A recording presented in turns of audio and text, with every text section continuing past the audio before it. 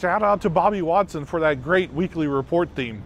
Hello everyone, I'm John Hildebrand, kcmo.gov website manager, and welcome to a jazzier weekly report, a look at news from the city of Kansas City, Missouri. I'm going to take you on a tour of some great Kansas City jazz sites for the weekly report, but first we want to get what kind of vibe you get when you use kcmo.gov, the city's website.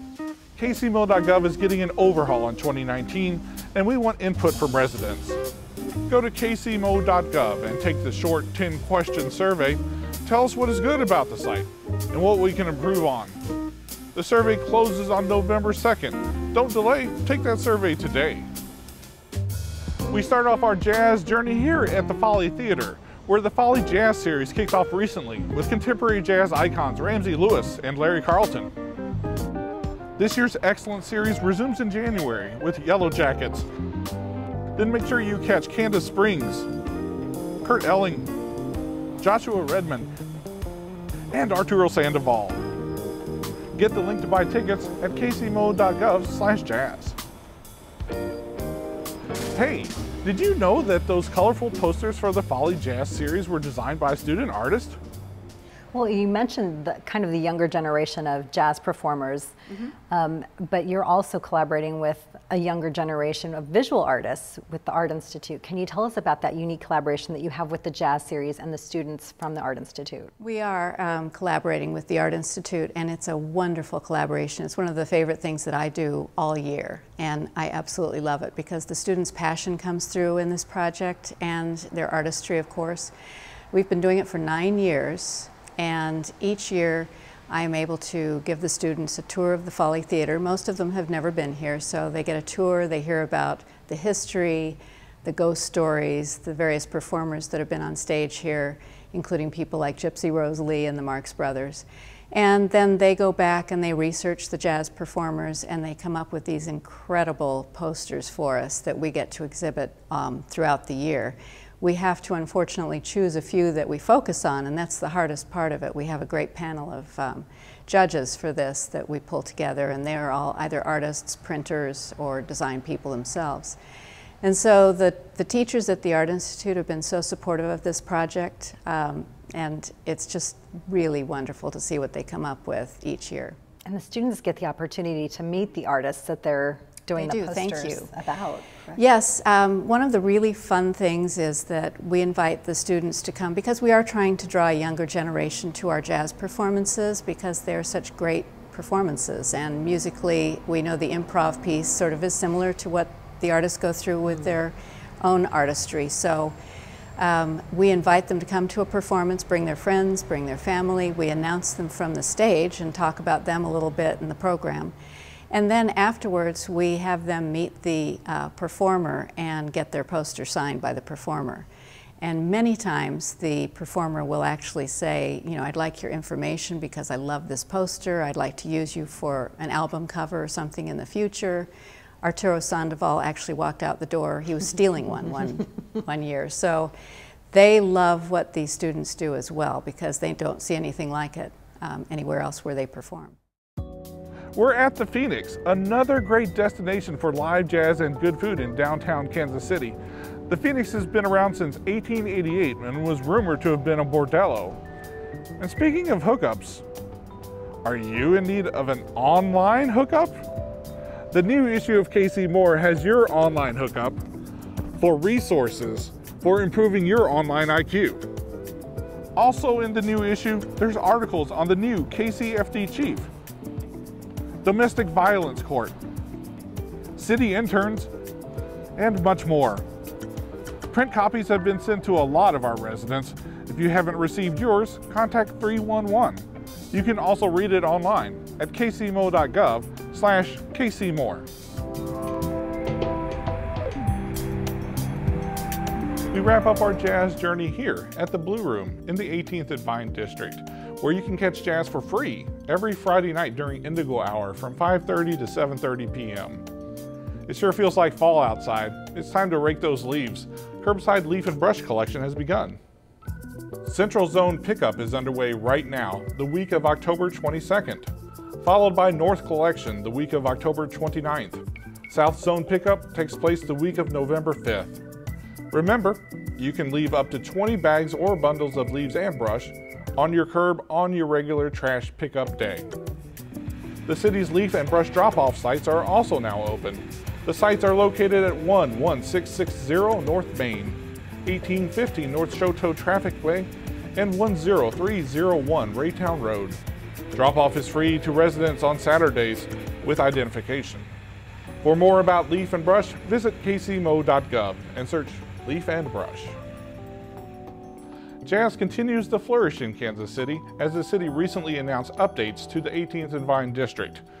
Catch a video on that right now, followed by reports from our city departments. For the Weekly Report, I'm John Hildebrand. Catch you on the flip side.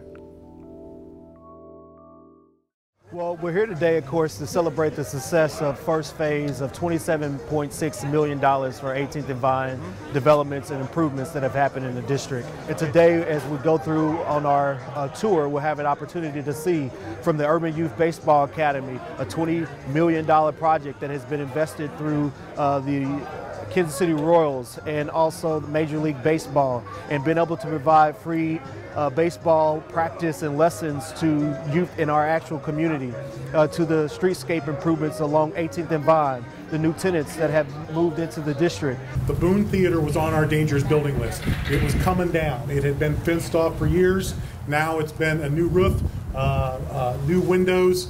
It's been restored. It's stabilized to the point where we're ready to solicit for requests for proposals and see if the private sector is ready to take it to the next level. So this has not been done in a vacuum. This has been done with a lot of community collaboration and a lot of community engagement.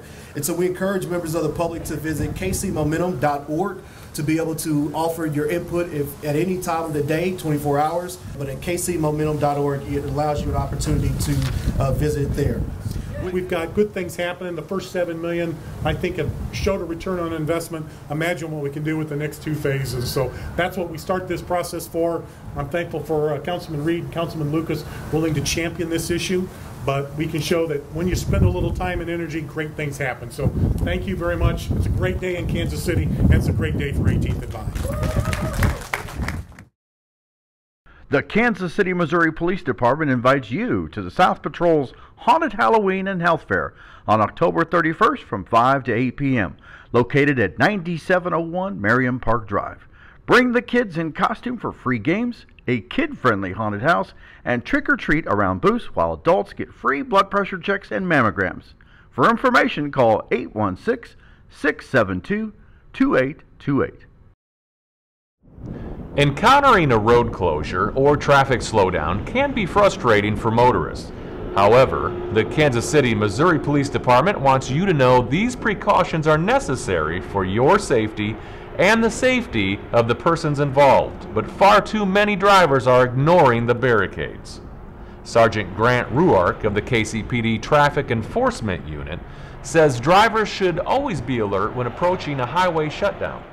Well, the first thing they should do is make sure they're paying full attention to what's going on around them and slow down. It sounds silly, but that's the first thing that they should do is slow down.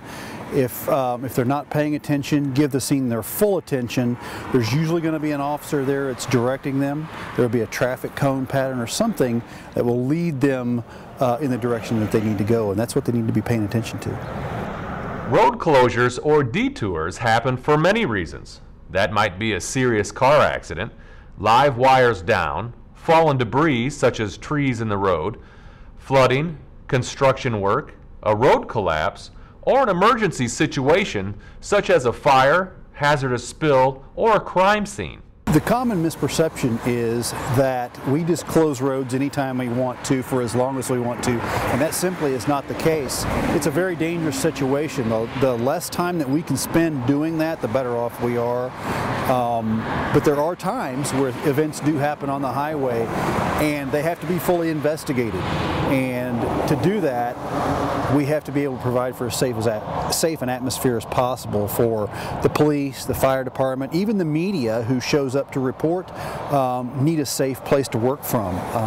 And again, our goal is to spend as little time there as possible and restore the roadway to its normal capacity as soon as possible, but there are times where delays just can't be avoided.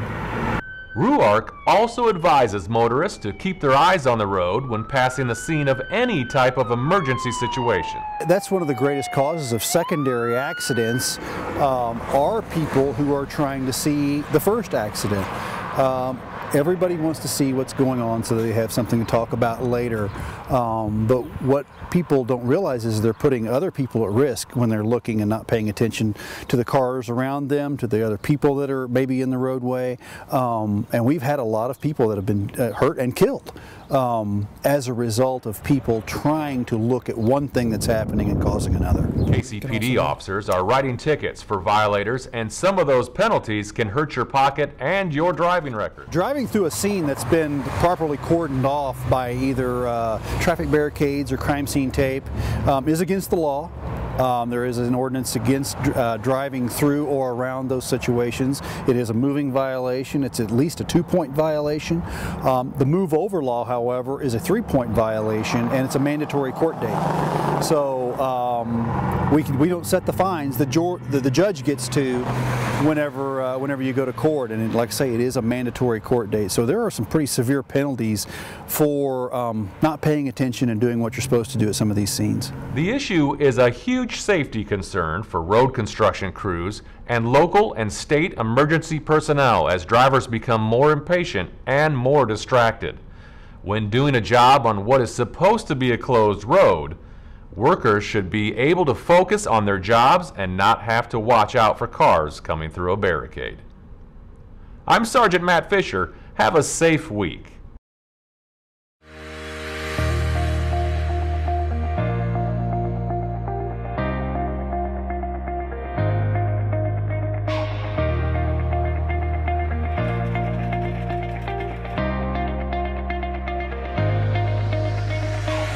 We're doing the groundbreaking for North Oak Trafficway from the North Kansas City city limits up to Indianola. This is a huge project that I know that a number of people have been waiting on in this area. I am excited that after a whole lot of moving parts, including, of course, the voters overwhelmingly supporting our GO bond, we're finally making it happen. This is really going to create a wonderful gateway to the Northland, and it's going to create better mobility and equitable transportation options for our entire city. You know, it's very unusual to have a groundbreaking where the ground is already being broken, but it is, and that's what's exciting about today. This is another important project for the Northland. It's long overdue, and because the voters supported this bond issue last year, we can get it done.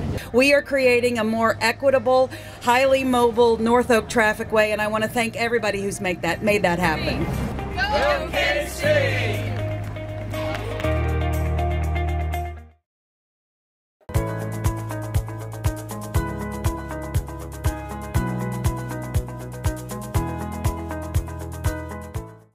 My name is Harmony Moore.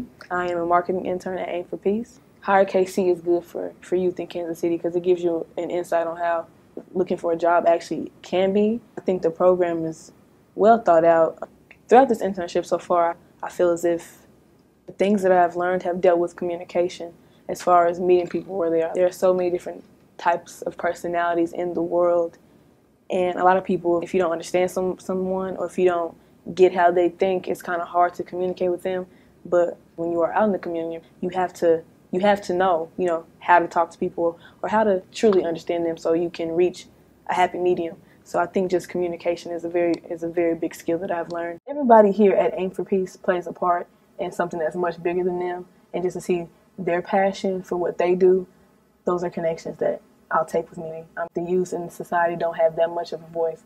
I feel that with this internship, really marketing for them and listening to them, having something that's youth-driven is so important. Advice to an oncoming intern would just to be open-minded. You never know what you can get from any situation. You never know how you could grow, how you could help somebody else grow, and it's a beautiful thing.